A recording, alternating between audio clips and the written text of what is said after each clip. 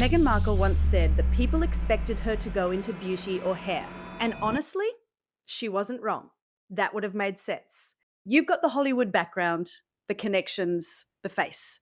But Meghan said no to all of that and decided she was going to do something different, something forward thinking. And look, I get the logic. The beauty space is crowded. You've got Charlotte Tilbury dropping a new muse every single year. You've got legacy brands that have been building trust since the 40s. Max Factor, Revlon, those were the faces of actual Hollywood royalty back in the day. So walking into that world without something genuinely strong to offer, it's risky. But here's the thing. The alternative Meghan chose hasn't exactly been a walk in the park either. So she went with lifestyle, candles, jams, the whole aesthetic. And yeah, people came for her about the candle prices. But honestly, if you line them up next to a Joe Malone or a florist, the pricing isn't that far off. The difference is Joe Malone has been doing this for decades. Florist has been around since the 1700s. They've built something real. Meghan is trying to do in 2 years what those brands did in generations. And that's a problem nobody on her team seemed to want to say out loud. Now, here's where the Harper's Bazaar situation comes in, because this is where things really started going sideways for Meghan. The plan, from what I understand, was to build a proper relationship with the magazine, not just a one off cover, but something ongoing. The idea was Meghan doing a monthly column, her pics, her style, a bracelet here, a perfume there, maybe some fashion pieces. Simple, clean, and it would have worked. It genuinely would have. Getting her name into a glossy on a regular basis, building that aspirational lifestyle angle, that smart brand strategy. And yes, someone else would have written most of it, but that's how this world works. Nobody blinked when that happened with anyone else. The cover itself, by the way, was already a bit of a mess. A lot of people felt the whole shoot was off. The styling wasn't accessible, it wasn't relatable, and nobody could quite figure out what message Meghan was going for. But fine. Covers are subjective. What mattered was what came after the relationship with Harper's, the column, the monthly presence. That was the real play. And then Meghan walked into that brownstone in New York and blew the whole thing up herself. Here's what happened. The main interview was being done at this rented brownstone, separate from the shoot, which is already a strange call because the best interviews happen organically on set when energy is high. But okay, Meghan showed up and this journalist, younger, clearly not starstruck, asked to be introduced to her. And Meghan, with complete seriousness, asked to be introduced as Meghan, Duchess of Sussex. Not just Meghan, not even just Meghan Markle. The full title in a one-on-one interview setting. Now look, if she'd laughed it off, made it a joke, it would have disappeared. But she didn't. She meant it. And the journalist wrote it up. Meghan's team was furious. There was obvious tension behind the scenes about why that detail made it into the piece, but the damage was done. The monthly column idea, gone. Just like that, another opportunity evaporated, and this keeps happening. Spotify, gone. The second podcast company, gone. Netflix cooking show went nowhere. The pattern is so consistent at this point that it's hard to call it bad luck anymore. Let's talk about money for a second, because people keep asking how bad it actually is. And the honest answer is they have money. There's a mortgage on that Montecito mansion, sure, but they're not broke. The problem is the incoming money has basically dried up. No more Spotify checks. The Penguin Random House deal has residuals, but nothing major. The Australia trip wasn't the financial win they needed. And with the Netflix deal structured the way it was, Meghan doesn't even have the rights to her own show content to repurpose on Instagram. She wanted to chop it up, post the celebrity clips, prove she had an audience. Netflix isn't moving on that. So that door's closed too. What's left is the jam, the candles, the American Riviera Orchard branding, and whatever Meghan can push through social media.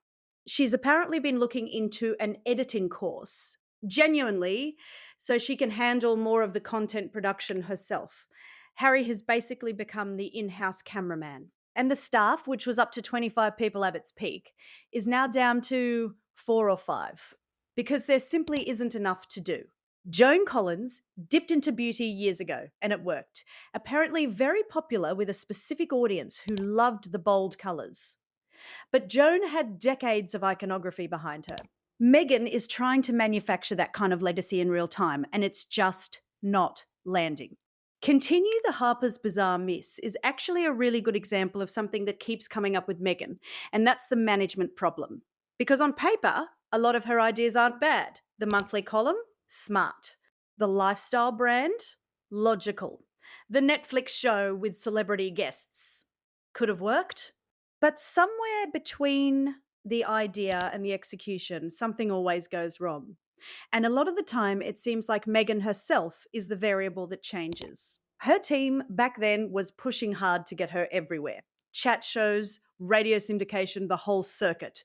Netflix wanted her out there promoting the show.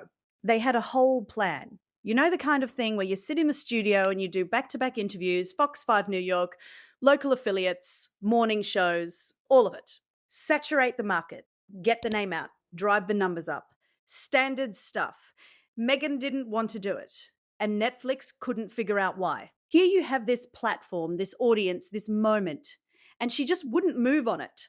That baffled people behind the scenes more than almost anything else.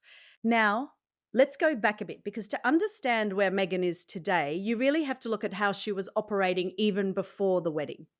Because this wasn't someone who stumbled into brand building. Meghan was thinking about this stuff early. There's those pictures outside Kensington Palace, the ones with the full shopping bags. And my read on that has always been that those weren't accidental paparazzi shots. Nobody in the tabloid press knew who Meghan Markle was at that point without being tipped off. She still had a manager, a publicist, an assistant. Someone made a call. And the location wasn't random either. Kensington Palace was Diana's home. Diana used to walk that high street genuinely, quietly, popping into Waterstones, browsing at Boots, going to the church at the bottom of the road just to have a moment of peace. And it's been suggested that Meghan's team was very deliberately trying to recreate some of that energy. Be seen where Diana was seen, build that visual association, which tells you something important. Meghan understood the power of the Diana connection from very early on. She was working it strategically. The problem is Diana's relatability was real. People saw her in Boots actually picking up her own mascara and talking to the assistants about it. That wasn't a PR move. With Meghan, people can feel when something is constructed. And that instinct has followed her all the way through to the jam videos. Nobody believed the jam, by the way. The video of Meghan stirring the pot, the whole mini home factory aesthetic, it didn't land. People weren't buying that she was genuinely potting jam in her Montecito kitchen. And that's the core issue with the Netflix show too. She couldn't convince people it was real. Tan France went on record defending her, saying people in the UK maybe just didn't get the format. But we have wall-to-wall cooking shows over here. We know what that genre looks like. This just felt like a copy of something that already existed, without the authenticity that makes those shows work. Now, here's something that doesn't get talked about enough. The Queen knew. More than people realize.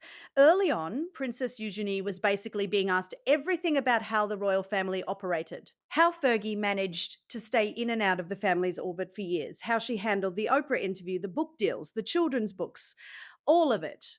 And Eugenie, being Eugenie, answered, that information got fed back. The Queen was aware that Meghan was asking a lot of very specific questions about how to work the system before she was even formally part of it.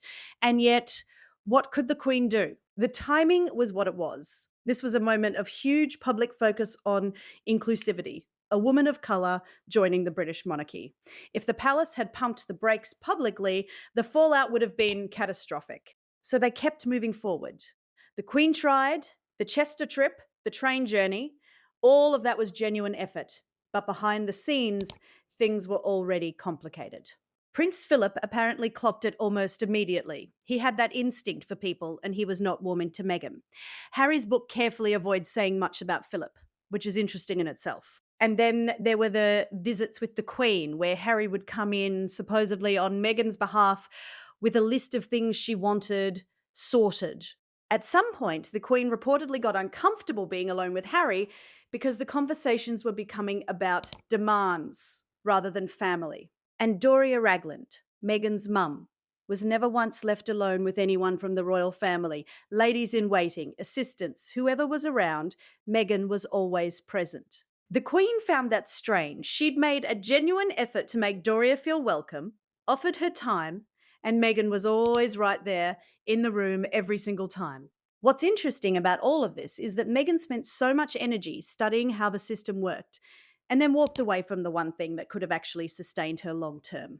Because, love her or not, the royal platform was the most powerful thing she ever had access to, and she burned it in a way that still has consequences today. The Oprah interview was supposed to be the reset, the big moment where Meghan and Harry told their story on their own terms. And it was explosive, no question. The comments about race, the isolation, the struggles, it dominated every conversation for weeks.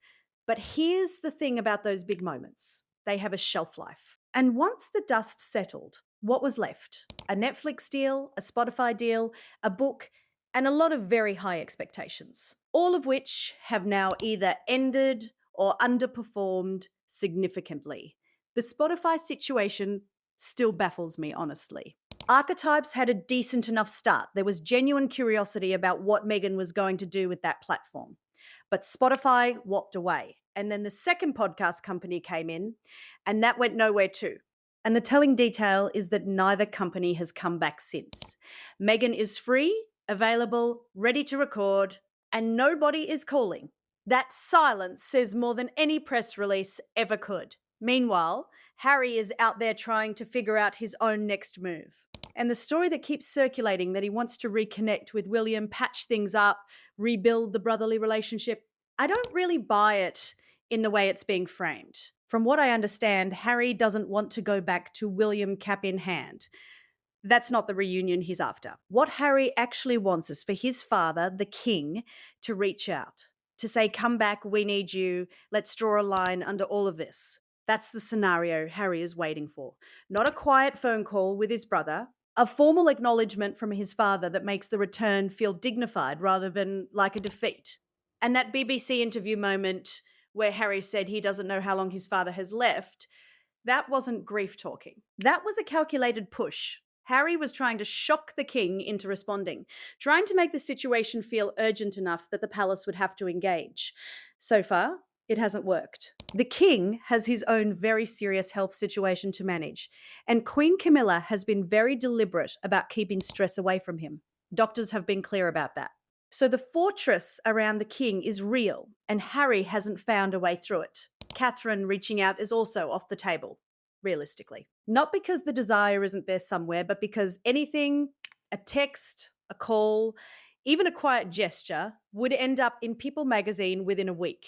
Given everything Catherine has been through with her own health, nobody around her is willing to take that risk.